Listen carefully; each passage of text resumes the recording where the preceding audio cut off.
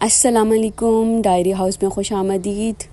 آج جو میں آپ سے سٹوری شیئر کرنے جا رہی ہوں اس کا ٹائٹل ہے درزی کی چوری اور قاضی صاحب کا انوکھا انصاف۔ ایک عرصہ پہلے کا ذکر ہے کہ یمن کے کسی شہر میں ایک بہت ہی نیک اور شریف آدمی رہا کرتا تھا۔ یہ آدمی ماہر درزی تھا، اس کے ہاتھ کے سلے ہوئے کپڑوں کی دھوم دور دور تک مچی ہوئی تھی۔ اس کا پورا نام کوئی نہیں جانتا تھا، مگر لوگوں نے اسے خاموش درزی کا نام دے رکھا تھا کیونکہ وہ بولتا بہت کم تھا اور وہ اسی نام سے مشہور تھا۔ وہ زیادہ تر امیر خواتین کے لیے قیمتی ملبوسات تیار کیا کرتا تھا جو بہترین سلک سے بنے ہوتے تھے۔ ان ملبوسات کے لیے عام طور پر کپڑا بھی خود خریدا کرتا تھا۔ علاقہ کے تمام امراء اور وزراء کی بیٹیوں، بیویوں اور عورتوں کے لیے ملبوسات وہی درزی سیا کرتا تھا۔ ایک روز درزی کپڑا خریدنے کے لیے مارکیٹ گیا۔ جس کپڑے کی تلاش میں تھا وہ اسی وقت بازار پہنچا تھا۔ اس کپڑے سے اسے ایک امیر تاجر کی بیٹی کا لباس تیار کرنا تھا۔ کافی دیر بازار میں گھومنے کے بعد دلہن کے لباس کے لیے قیمتی سلک کا کپڑا اسے پسند آ گیا۔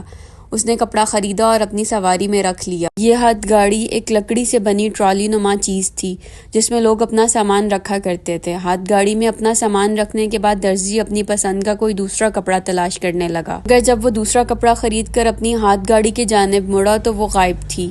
درزی نے ہر طرف اسے ڈھونڈا مگر اس کا کہیں نام و نشان نہ ملا۔ خوب چیخا، چلایا، راہ چلتے لوگوں سے پوچھا مگر کوئی اس کی گاڑی اور اس میں رکھے قیمتی کپڑے کے بارے میں کچھ نہیں جانتا تھا۔ پہلے بھی اسی طرح ریڑھی پر سامان لے کر بازار گھومتا رہتا تھا مگر اس سے پہلے ایسا واقعہ پیش نہیں آیا تھا، اس لیے وہ دکاندار کے ساتھ خود بھی حیران اور پریشان تھا۔ خیر، ٹرالی کی چوری آنن فانن پورے شہر میں پھیل گئی۔ کچھ ہی دیر کے بعد ہر شخص اس چوری کے بارے میں بات کرتا تھا۔ آخر یہ کس کا کام ہو سکتا ہے؟ درزی کو اداس اور پریشان دیکھ کر چند دوست قاضی کے پاس پہنچ گئے۔ اس کے انصاف کا چرچا دور دور تک تھا کیونکہ وہ حیرت انگیز طور پر ہر مشکل مقدمے کا حل فوراً ڈھونڈ لیتا تھا۔ شہر میں سبھی لوگ قاضی صاحب کی ذہانت کے قائل تھے۔ مقدمہ قاضی صاحب کے سامنے پیش ہوا تو قاضی صاحب نے درزی کو اپنی عدالت میں بلوایا۔ اس کی زبانی اس کی چوری کی پوری تفصیل سنی۔ ساری باتیں غور سے سننے کے بعد قاضی نے حکم دیا کہ ان تمام لوگوں کو عدالت میں فوراً پیش کیا جائے جو ہاتھ ریڑھی کی چوری کے وقت درزی کے ساتھ بازار میں موجود تھے۔ دکانداروں کے ساتھ بازار میں عام شہری بھی شامل تھے۔ جب تمام لوگ عدالت میں پہنچ گئے تو عدالت میں کارروائی شروع کی گئی۔ قاضی صاحب نے اچھی طرح سے پوری تسلی کر لی تھی کہ وہ تمام حضرات پہنچ گئے ہیں جو اس وقت وہاں موجود تھے۔ وزراء اس کمرے میں بہت خاموش بیٹھے ہوئے تھے کیونکہ وہ قاضی کا بہت ادب کرتے تھے۔ قاضی نے خاموشی کے ساتھ باری باری ان سب کے چہروں پر ایک نظر ڈالی اور چند لمحوں کے بعد عدالت کے باہر کھڑے سپاہیوں کو اندر بلوایا۔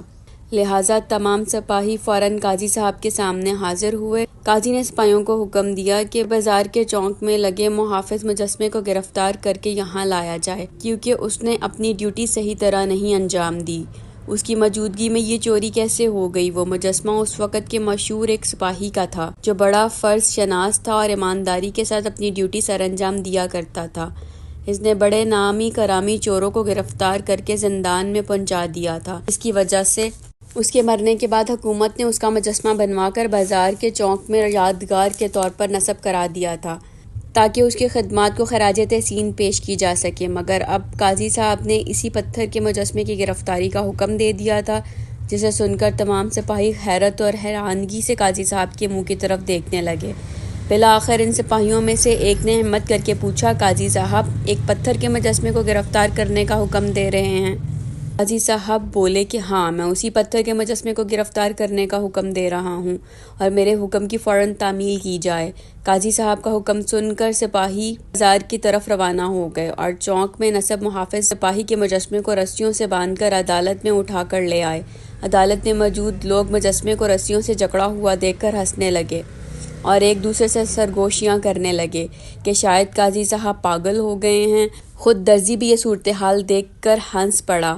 اس کو ہنستا دیکھ کر دوسرے لوگ بھی بلند آواز سے ہنسنے لگے۔ ان سب کی ہنسی نہیں رک رہی تھی۔ قاضی چند لمحوں تک خاموشی سے سب کو دیکھتا رہا، پھر قاضی اپنی جگہ سے اٹھ کھڑا ہوا اور بلند آواز میں حکم دیا، خاموش!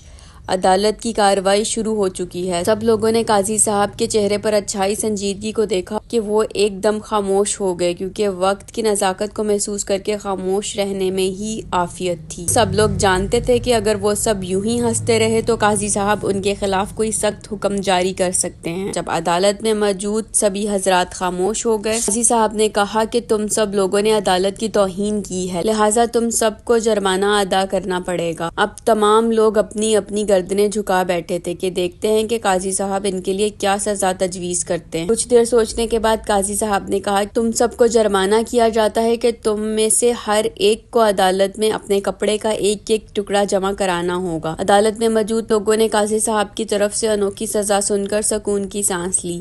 وہ سوچ رہے تھے کہ شاید ان کے لیے کوئی کڑی سزا تجویز کی جائے گی، مگر کپڑے کا چھوٹا سا ٹکڑا دینا تو کوئی اتنی بڑی بات نہیں تھی۔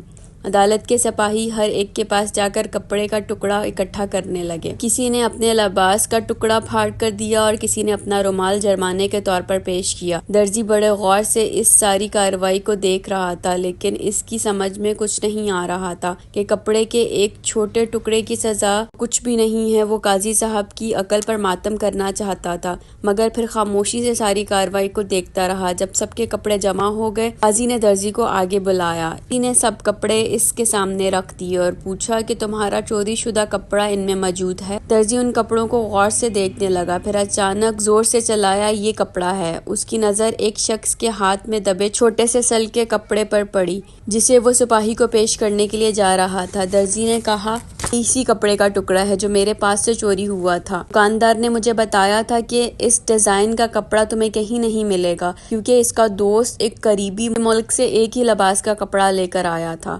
اور بازار میں کسی دوسرے کے پاس اس ڈیزائن کا کپڑا موجود نہیں تھا۔ قاضی صاحب نے سن کر کہا کہ اس کا مطلب ہے کہ ہم نے چور کو تلاش کر لیا ہے۔ عدالت میں موجود چور نے اپنی گردن خاموشی سے جھکا رکھی تھی، وہ سب کے سامنے شرمندہ ہو رہا تھا، اور عدالت میں موجود سبھی لوگ قاضی صاحب کی ذہانت اور عقل کی داد دے رہے تھے کہ کیسے ایک پیچیدہ مقدمے کو قاضی صاحب نے منٹوں میں حل کر لیا۔ پھر قاضی صاحب چور کی طرف دیکھ کر بولے کہ تمہیں اس چوری کی کڑی سزا دی جائے گی، جس کے بعد اس چور کو جیل بھجوا دیا گیا۔